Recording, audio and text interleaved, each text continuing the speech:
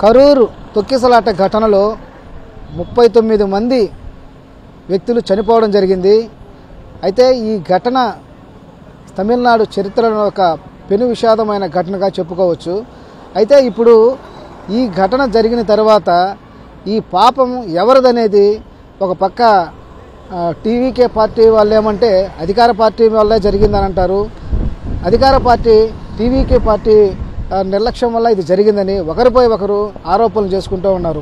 అయితే ప్రస్తుతం మనము ఈ మీటింగ్ ఏదైతే జరిగిందో అదే ప్రాంతంలో ఉన్నాము. అదేవిధంగా తొక్కిసలాట జరిగిన ప్రాంతంలో కూడా ఇదిగో అదే ప్రాంతంలో ఉన్నాం మనం.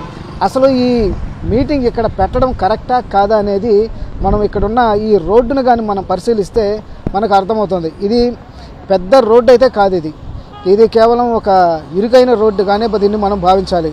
ఇది అటు ఇటు కలుపుకుంటే ఒక 40 ఫీట్ ఉన్నట్లుగా మనకు ఈ రోడ్డును బట్టి చూస్తే అర్థమవుతుంది. అయితే ఇలాంటి ఇరుకైన రోడ్లో ఒక మంచి స్టార్ హీరో అదేవిధంగా టీవీకే పార్టీ అధ్యక్షుడు విజయ్ ఇక్కడ మీటింగ్ పెట్టడం అనేది ఎంతవరకు కరెక్ట్ అనేది ఖచ్చితంగా ఆలోచించాల్సిన పరిస్థితి. ఎందువల్లంటే అతను స్టార్ హీరో కాబట్టి అతను భారీగా జన సమీకరణ వస్తారు, జనం కూడా అభిమానులు వస్తారు. దీంతో ఈ ప్రాంతం అనేది ఖచ్చితంగా సరిపోదు. అయితే వాళ్ళు టీవీకే పార్టీ వాళ్ళు చెప్పేది ఏంటంటే ఇక్కడ మేము పర్మిషన్ ఇక్కడ అడగలేదు, వేరే దగ్గర అడిగాము, కాకపోతే అధికారులు ఇక్కడ పర్మిషన్ ఎక్కడ ఇచ్చారు, మేము అడిగిన చోట ఇవ్వలేదు అని వాళ్ళు చెప్తున్నారు. అదేవిధంగా ఇక పోలీసుల విషయానికి వస్తే, అధికార పార్టీ విషయానికి వస్తే వాళ్ళు కేవలం 10,000 మందికి మాత్రమే పర్మిషన్ అడిగారు.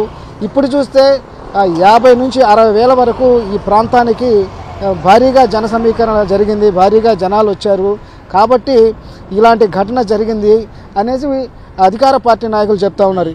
ఏది ఏమైనా ఈరోజు ఒకరిపై ఒకరు ఆరోపణలు చేసుకుంటున్న క్రమంలో పూర్తిగా నష్టపోయింది మాత్రం ప్రజలు, పేద ప్రజలు.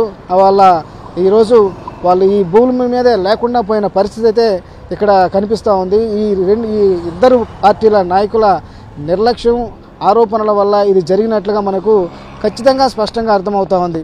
అంటే ఒకరేమంటే స్టార్ హీరో అయినప్పటికీ ఇలాంటి వీధుల్లో రోడ్లో ఇక్కడ పెట్టడం అనేది ఎట్టి పరిస్థితుల్లో సమంజసం కాదు. కానీ వాళ్ళు మాత్రం మేము అడిగాము, వేరే చోట అడిగాము, కాకపోతే పోలీసులు ఇవ్వలేదని పోలీసుల మీద చెప్తున్నారు. కానీ పోలీసులు మాత్రం మేము 10,000 మందికే అడిగారు కాబట్టి ఇక్కడ పర్మిషన్ ఇచ్చాము. కానీ ఆలస్యంగా విజయ్ ఈ ప్రాంతానికి రావడం వల్లే ఈ ఘటన జరిగిందని అధికార పార్టీ నాయకులు అదే పోలీసులు చెప్తుంటే విజయ్ సంబంధించిన వర్గం మాత్రం ఇక్కడ ఏదో దీంట్లో కుట్రకోణం దాగి ఉంది, దీనిపైన విచారణ జరపాలి, పోలీసులు లాఠీ చార్జీ జరపడం వల్లే ఇక్కడ ఇలాంటి తొక్కిసలాట జరిగింది, అనేక మంది అంటే 39 మంది ప్రాణాలను బలి తీసుకోవాల్సిన పరిస్థితి పోలీసుల వల్ల వచ్చిందనేసి టీవీకే పార్టీ నాయకులు చెప్తున్నారు.